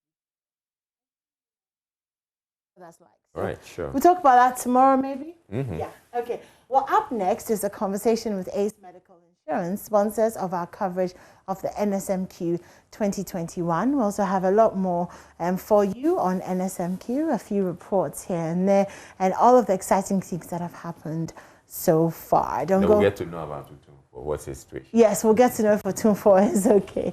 All right, then. Don't go anywhere. We'll be right back.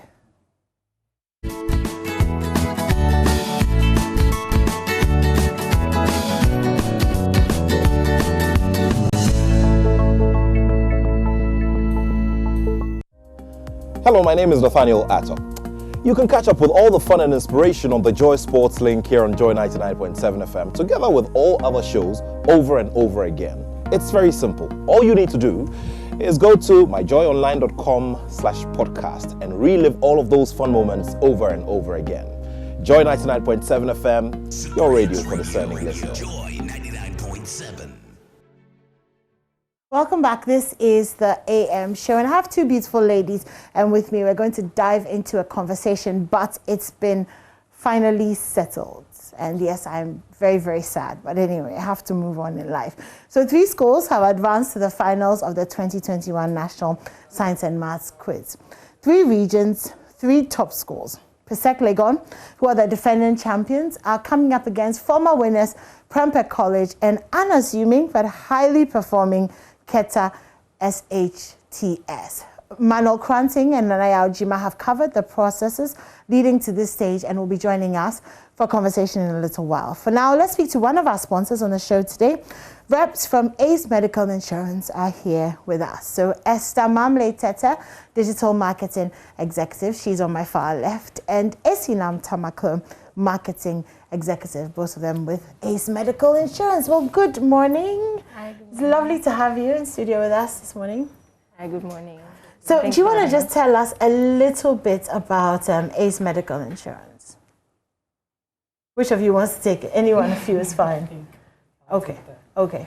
So we are healthcare financing.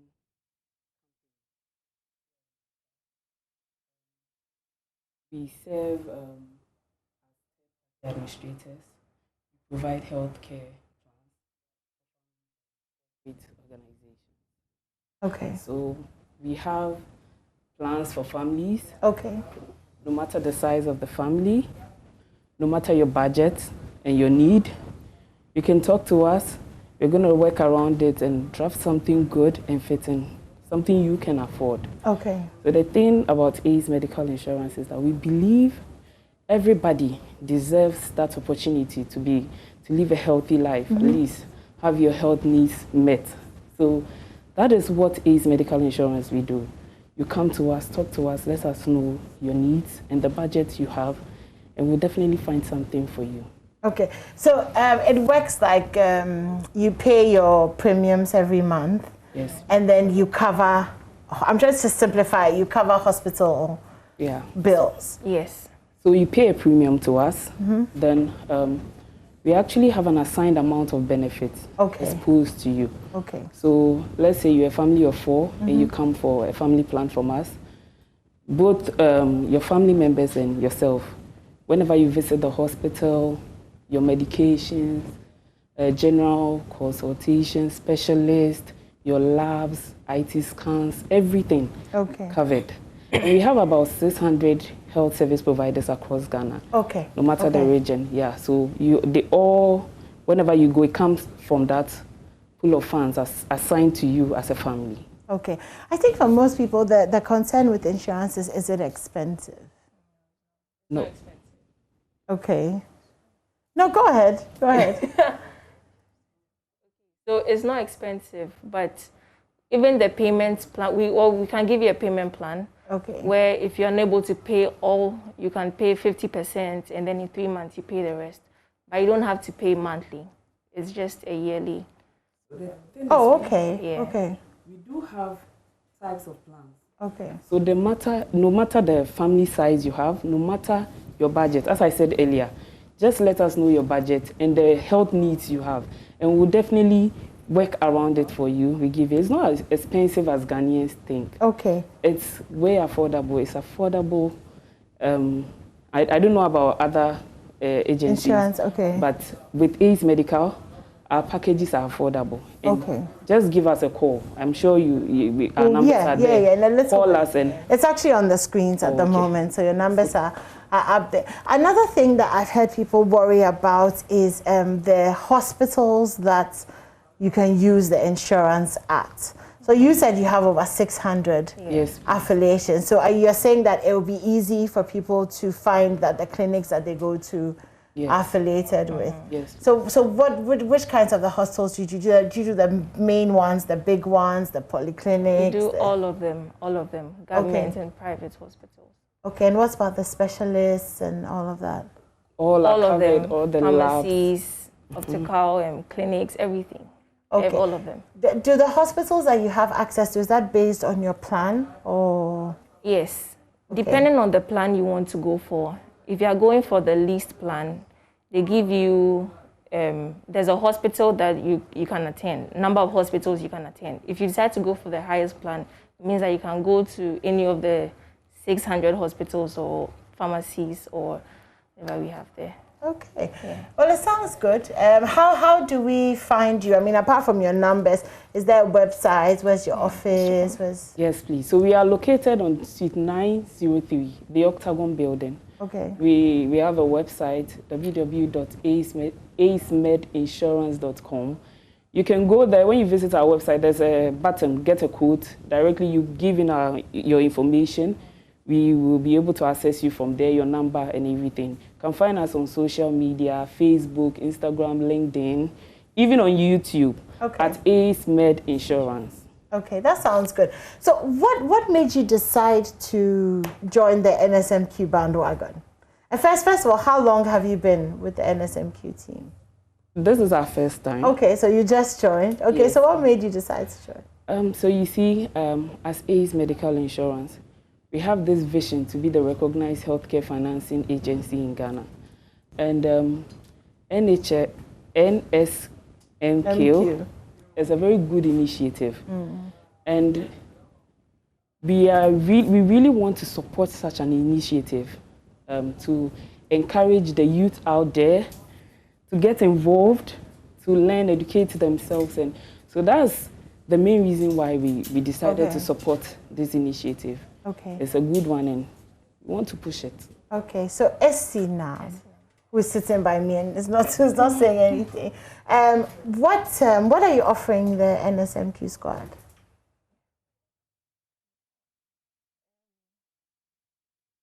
Okay, so we are We are awarding them a year's coverage, healthcare cover for the 3 finalists. Okay. And the cover is worth 20,000 Ghana cedis. Yeah, I was just going to say that's a lot, yeah. Yeah. Yeah, okay. So the thing with the insurance is, even with our lowest price, you get to enjoy 36,000 Ghana cedis wow. of coverage. Of coverage, okay. Yeah, so you see, as I said, it's not so affordable, yet you enjoy so much. Yeah, you do. Because hospital bills can be crazy. Yeah. Can be absolutely crazy. Yeah, and we would like to help you with that. We would like to relieve you of that stress. You don't have to wait till you are sick and you don't have any money to visit the hospital and find yourself in. And now you're calling family members and all of that. Yes. So why don't you give them a call today? The numbers are on the screen.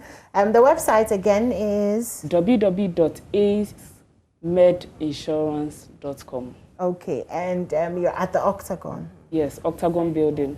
Okay. Accra Central. Just opposite Moving Pick. Yeah. Okay, so can people just walk into the office if they're in that area? Yes, please. You can walk into the office or you can call us. We have our numbers. Yeah, okay. 24/7.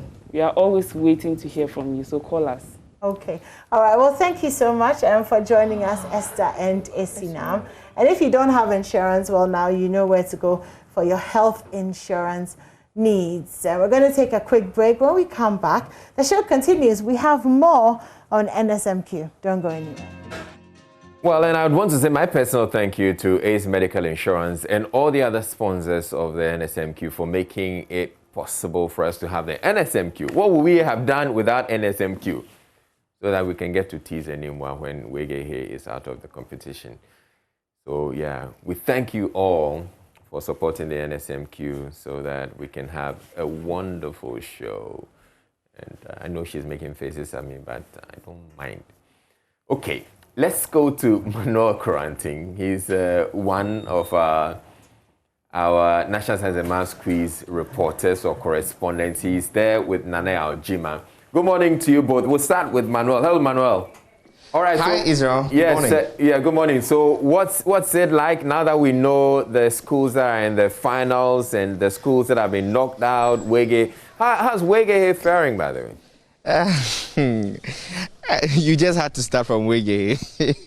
I mean, they are doing pretty much the same as Accra Academy is doing, and Kwapemai Senior High School also is doing. But as it is now, the boys have been separated from the men, and really, what we are seeing now is Presec League on 6-time champions, Prempeh College 4-time champions, and then Ketasco hungry to make it their very first. This is the very first time they are going into the grand finale, and so they want to make it count, and we're looking forward to seeing how all of that will unfold come Friday.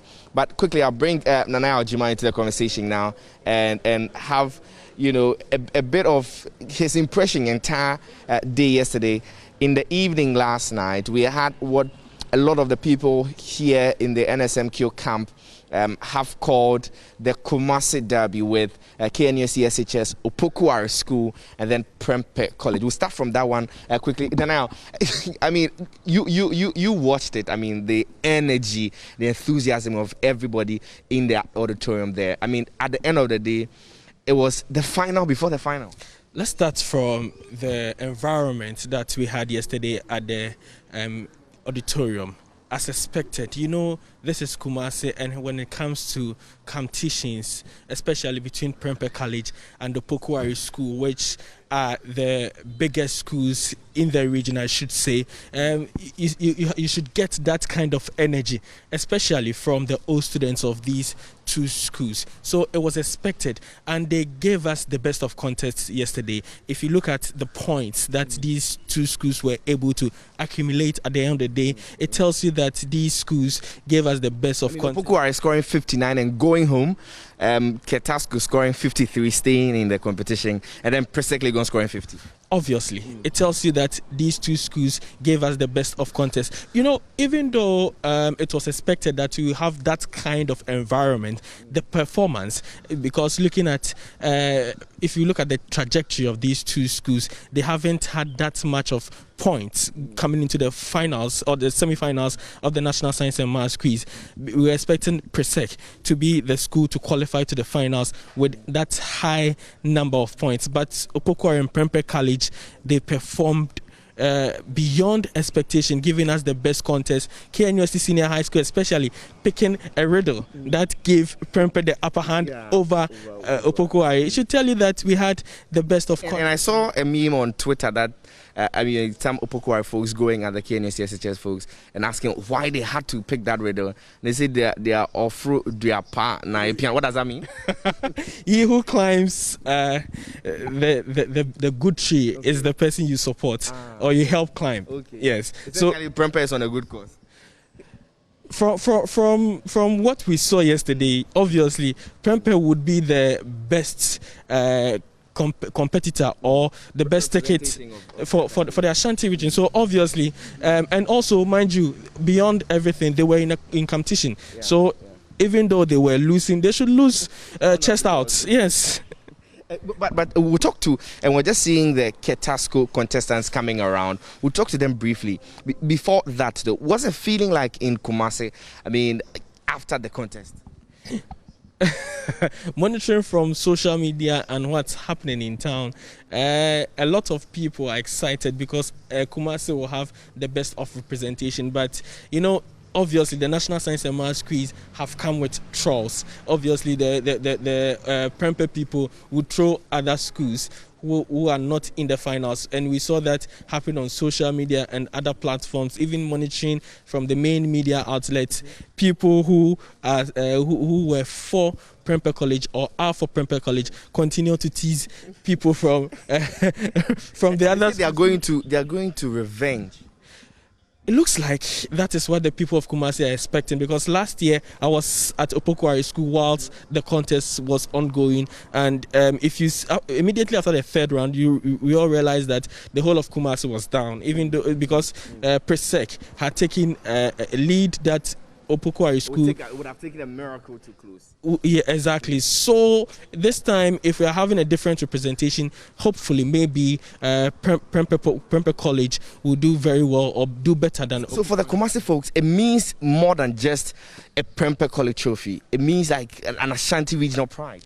Exactly. And last year, I continue to refer to last year because I was so involved in what was happening in Kumasi. If you see any Prempeh College person, he will tell you that Kumasi must win the trophy, especially to prevent Presec from extending the lead, because already they have 2 trophies between them, Presec and Prempeh College. So if Prempeh College is able to close it, it makes it one trophy difference, and also Opoku has 2, so it's closer for all the other schools to try and match up the might that. And maybe ahead of that grand finale, we'll go into town and sort of gauge the mood in Kumasi ahead of the grand finale on how they're expecting a Prempeh College to represent them. As we're wrapping up, and then I'll speak to Bright, the talisman from Ketasco. Now, quickly, your quick thoughts on that Ketasco contest with Wesley Girls Center Master? I've been monitoring Ketasco from the commencement of the competition, and they staged all their contests at the Sarah Mensa Auditorium where I was covering, and you realize that these guys have been one of the brightest spots in the National Science and Maths quiz. It wasn't surprising to see Ketasco go to the finals, and their supporters have been also massive. Anytime they come to the auditorium, you find them behind them, and they've been a strong side. This will be one of the best contests. Everybody talking right from that contest in their 1/8 stage through the quarters and then the semis. Bright, congratulations. I mean, you're in the grand finale. It must feel extremely amazing for you. Thank you. But tell me, I mean, we heard from your camp that you people were really preparing, and some people were doing what, poetry or something? poetry. He said there's a school which had been throwing words around. We are going to devour you. We are going to use you for what? But you were not perturbed at all. Not at all. But tell me, what's the feeling like ahead of the grand finale? We are very much excited to be in the grand finale of the National Science and Maths Quiz for the very first time in history. And you are the set of students who have done it first for your school and then also for the entire Volta OT zone. I mean, there's a lot of expectation right now on your shoulders. How are you going to handle that contest? You were in there with Wesley Girls and Tamale, which had an impressive run so far. How was it? It was just like a normal day contest. And so we just did what we do best. Okay. And on your very first contest, you told us that you're going to win this trophy for the sake of the Sea Defense project. I mean, just explain a bit on that for us. I don't really know much about it. So I mean, the tidal waves issue in Keta destroying the town and everything. I mean, you said you're going to win this contest, this competition. I mean, in honor of the folks who had lost their buildings and then get government to do something. Are you still on that agenda? Yes. Yes, please. Okay. Great. I can speak to the lady also, just briefly before I hand over back to you, Israel, and you can. Francisca, I mean, you must feel really, really excited that you're in a grand finale. Yeah. Are you still on that agenda? Win the competition for a sea defense? Yes, very sure. What's the message? What's the message? To the people watching us. Yeah. Okay, so we just expect them to pray very hard for us, that God will see us through and that will make them proud. I see, and their trainers, grateful, Mr. Boateng, that you could speak to us. Just briefly, are we still on that agenda? Keta Sea Defense. To win the trophy, so the agenda will be done. Keta Sea Defense, at least government started working on it years ago, and they've been working. So if you come to Keta, you see groins all over to stop the flow. And I was told that it was just recently that something happened in Accra and it pushed the water back, and that was why the tidal wave became devastating, as we just saw recently. But all in all, we know that government is working very hard with a singular resolution that this year the trophy is going to Volta soil, and it's been marginalized. Volta region has been marginalized since the inception of this festival. So this particular time round, we are putting in mechanism or various strategies in place to make sure that the trophy comes. It doesn't matter in the hypothesis people may concoct that we are inferior, or it's the least of our trouble. So the best thing we will tell the general public is to expect the best of Keta Secondary School, including all well wishes. We wish that they continue praying so that we make them proud come Friday. And so that is what we are. I'm looking forward to fireworks on Friday. I of course, definitely one school is going to win. I don't expect it to be a walk in the park for anybody. I am expecting the fireworks. You're promising that? Yes. We are not writing them off that they are not capable. Oh, they are highly competent. We are very much aware. But like one of the strategies as a human resource instrument tool, which is for this kind of improving on competency levels, we will just study them, or we've already studied them, and we would want to improve on our situation. So we can. Aljima, and then also Mr. Boateng, and then Bright, and of course the folks from Ketasco. This morning they are promising us fireworks on Friday. We're looking forward to that. Of course, there's Pesek also and Prempekoli. For now, though, I'm going to cross over back into the studio where Benel is standing by with some more fireworks. Benel? What's up, guys? My name is Sammy Forson, host of the Weekend City Show and Ignition right here on Joy 99.7 FM. Well, anytime you happen to be busy and you miss out on your favorite shows right here on Joy FM, here's what you can do. Log on to myjoyonline.com/podcast. Just go on there and you'll find all your shows on demand 24/7. they can catch up. Remember, Joy FM remains your radio for discerning listeners. But now, the song is disco. Okay. Oh, na na na na, yeah, yeah, oh, na, yeah, yeah. Let's go. Hi, I'm a little shy. I've been loving you for a long time. If you say no, I go feed die. No be joke, oh, never lie. Give you love, give you peace, huh? Everything that you need, huh? I'll protect you, you see, Ooh, it's you and I, oh. Rain or shine, yeah. Hold you down, oh. Come be my baby. You and I, oh. Rain or shine, yeah. Hold you down, oh. So make I take you to the disco, yeah. Take you anywhere you wanna go. Come and give me that fire, baby. I know gonna make you bother. Make I take you to the disco, yeah. Take you anywhere you wanna go. Come and give me that, yeah. Come and give me that, oh, yeah, nah. I see you down my heart to beat. Asking questions, baby, where you from? You're speaking like you are from in a London, done. Baby, come see what I have done. No more playing, you're the one. It's your smile and your beautiful eyes. You dare make I realize. Oh, boo, it's you and I, oh. Rain or shine, yeah. Hold you down, oh. Come be my baby. You and I, oh. Rain or shine, yeah. Hold you down, oh. So make I take you to the disco, yeah. Take you anywhere you wanna go. Come and give me that, yeah. Come and give me that, oh.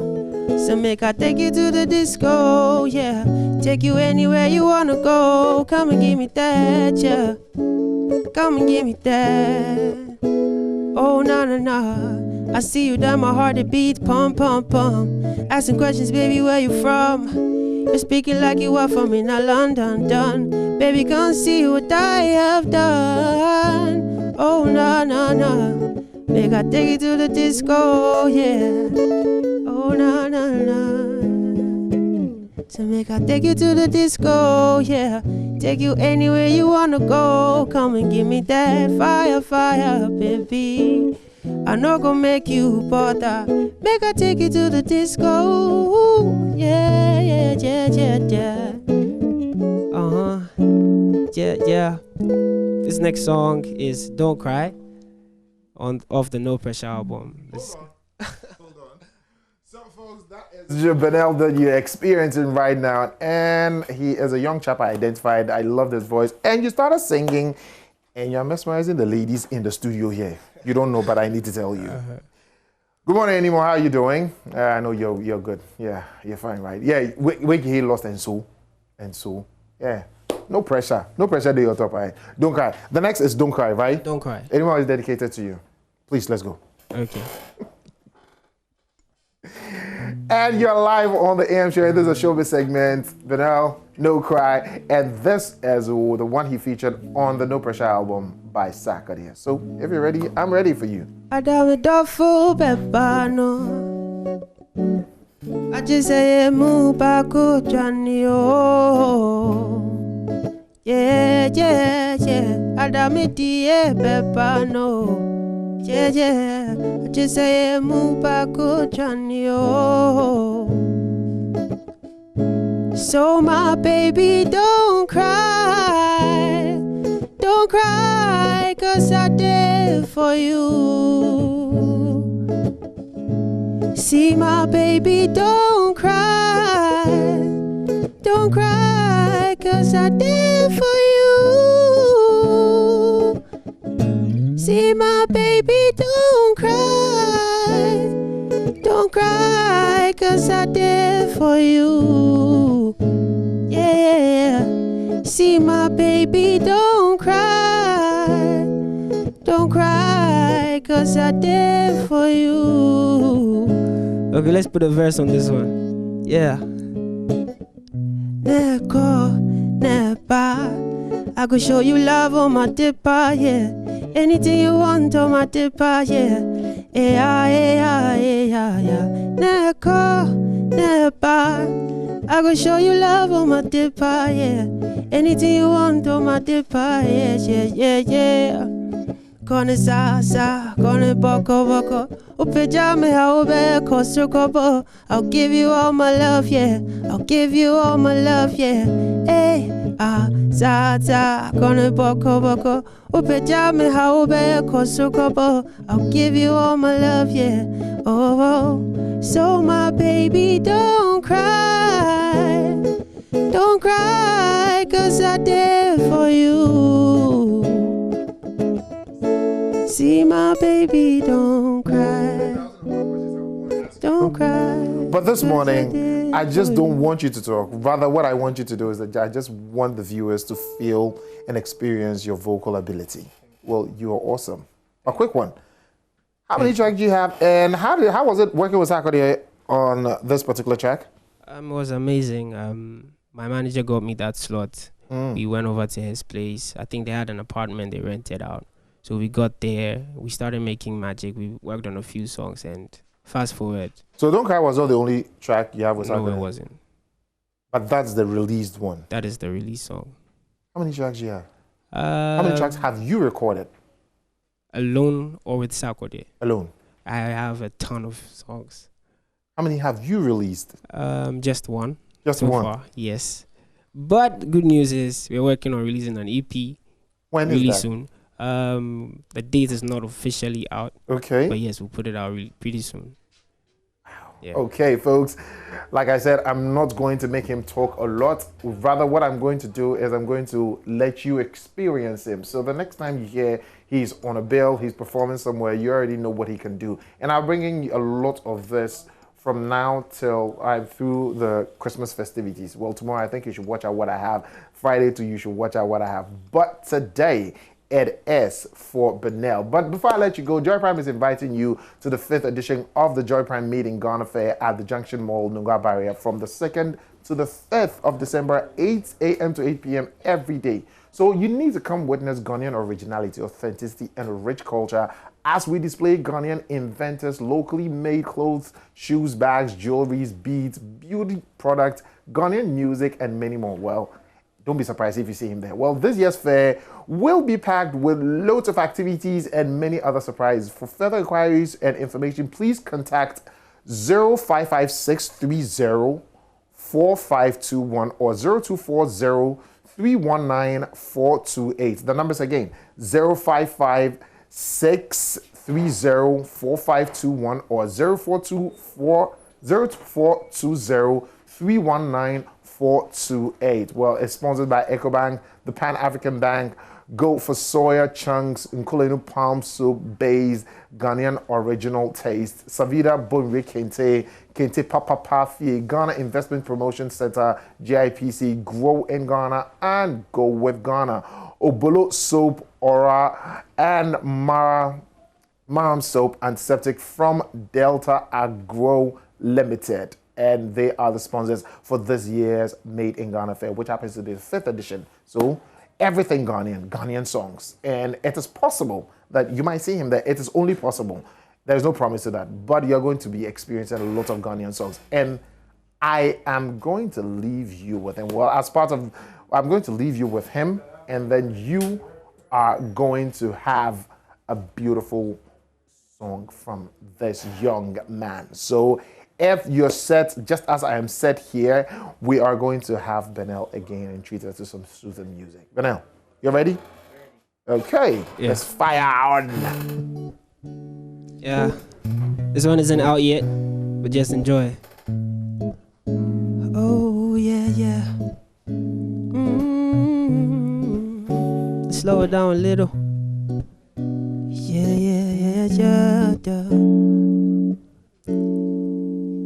Oh, yeah. Girl, you know I love you, die. I make mistakes, but you know, say I did try. Anytime I wake up, it be you within my mind. I don't need to remind ya. Places I won't take you, go. Anything that you need, make I know. Cause even God, fi testify, I'll love you for life. Cause in my life, me don't want you to know another. Me don't want you to call a boy and tell me that he's your brother. Or them other boys, they are father. They no say no be lie. In my life, me don't want you to know another. Me don't want you to call a boy and tell me that he's your brother. All them other boys, they are father. They don't say no be lie, you are mine. Places I won't take you, go. Anything that you need, make I know. Cause even God fi testify. Yeah. Answer, I know call you to fight and banter. I know you love me, and you're the bank, I won't pay rasta. Faster.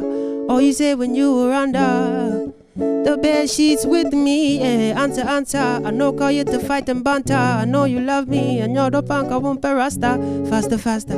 All you say when you were under, yeah. Oh, na, in my life, oh, na, in my life, oh, yeah. In my life, oh, boo, yeah. In my life, me don't want you to know another. Me don't want you to call a boy and tell me that he's your brother. All the other boys, their father, yeah. Oh, na, yeah. Benel, this goes out everywhere. Go check it out. Thank you for having me. Thank you so much. That's Benel with some beautiful music this morning. But we're pretty much done for the AM show this morning. Before I go, though, I know you've heard of 5%, 10%, 15, 20% discount, but never 50%. Well, Sethi Realty is offering you 50% discount on their dwelling properties, prices starting from 210,000 Ghana cedis. That's like the price of a brand new car. This offer is for a limited time and on selected units, and of course, terms and conditions apply. So if you're looking for a 2 or 3 bedroom home in a gated community, make sure you call Sethi Realty on 055 143 5555 or 055 143 8888, or you can visit them online, www.nyamedriagh.com. Thank you so much for staying tuned in this morning. A very big thank you to our production team, our directors, our lights, the camera, everybody that makes the show possible. My name is Enima Enimado. I did this with Israel Laye. I'm going to let our friends continue to serenade us as we bring the AM show to an end. See you tomorrow morning.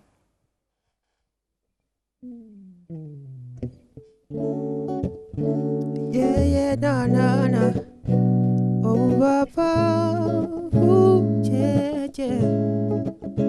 Girl, I love you, die now. Oh, I love you, die, oh, na. Yeah. Bad man, me no fear none. Bad man humble, but bad man bigger than done. Me have seen days of all this suffer, na. But I take it easy, cause I know God's plan. Mama, share all the things I've done. Done in a minute what you do in your whole lifespan. Me, I'm the best, na.